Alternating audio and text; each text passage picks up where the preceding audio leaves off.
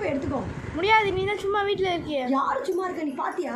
காலைல 6 மணிக்கு எழுந்து அலாரம் வச்சு இவனை எழுப்பி அவனை குளிப்பாட்டி இவனை குளிப்பாட்டி டிஃபனை செஞ்சு சாப்பாடு செஞ்சு இவனை போய் ஸ்கூலில் விட்டுட்டு அவனை ஸ்கூலில் விட்டுட்டு வீட்டுக்கு வந்தால் உனக்கு எனக்கு டிஃபன் வை, எங்கள் அம்மாவுக்கு டிஃபன் செய்ய சொல்கிறேன், உனக்கு வச்சு உங்கள் அம்மாவுக்கு வச்சுட்டு போய் உக்காரலான்னு பார்த்தா நான் சாப்பிட்டு முடிச்சுட்டு போய் துணி துவைக்கிறேன், ஜாமான் விளக்குறேன், வீட்டு வேலை செய்கிறேன். மற்ற மணி 12 அன்னைக்கு போய் ஒருத்தனை ஸ்கூலுக்கு கூப்பிட்டு வரேன், அவனை கூப்பிட்டு வந்து அவனுக்கு சோறை ஊட்டி அப்புறம் உக்காரலான்னு பார்த்தா எங்கள் அம்மாவுக்கு சோறு போடும், உங்கள் அம்மாவுக்கு சோறு போடணும், எல்லாருக்கும் சோறு முடிச்சு திரும்பி நேரம் படுக்கலான்றது திருப்பியும் பார்த்தா மணி 3 ஆகிடும். 3 மணிக்கு போய் இன்னொருத்தனை கூப்பிட்டு வந்து அவனை உட்கார வச்சு அவனுக்கு டிஃபனை கொடுத்து அவனுக்கு சோறு ஊட்டி எல்லாம் பண்ணி முடிச்சுட்டு நீ எனக்கு டீ போடு, மணி 5 ஆகிடுச்சு, டீ போடும், உனக்கு டீ போட்டு உங்கள் அம்மாவுக்கு டீ போட்டு பார்த்தா மணி 6 ஆகிடும். 6 மணிக்கு மேலே இவனுக்கு சொல்லிக் கொடுத்து அவனுக்கு சொல்லிக் கொடுத்து முடிச்சுட்டு பார்த்தா மணி 8 ஆகிடும். 8 மணிக்கு மேலே டிஃபனை கொடுத்து இவனுக்கு ஊட்டி அவனுக்கு ஊட்டி பார்த்தா மணி 9 ஆகிடும். படுக்கலான்னு போனால் அப்போ தான் ஒருத்தன் வந்து அம்மா ஆய் வர சொல்லுவான், அவனை கூட்டு போய் ஆய் போயிட்டு சுத்த கழிட்டு வந்தால் இன்னொருத்தனுக்கு ஆய் வர சொல்கிறேன், அவனை சுத்த கழிட்டு வீட்டுக்கு வந்து உட்காந்தா மணி 10 ஆகிடுது. 10 மணிக்கு மேலே நான் சாப்பிட்டு